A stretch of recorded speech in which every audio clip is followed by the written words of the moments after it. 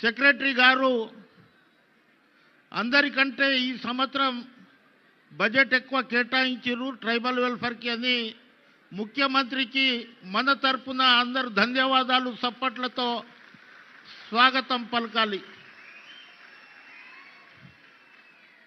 అన్న ఇందిరాగాంధీ ఇచ్చిన రిజర్వేషన్, బాబాసాహెబ్ అంబేద్కర్ రాసిన రాజ్యాంగం, మీరు వచ్చిన తర్వాత 70,000 ఉద్యోగాలు మా ఇంట్లోకెంచి మా తాండలకెంచి గ్రూప్ 1 ఆఫీసర్గా డిఎస్పీగా కలెక్టర్గా ఎదిగిన చరిత్ర మీ యొక్క సమక్షంలోనే జరిగింది. 10 సంవత్సరాలు ఏం జరగలే.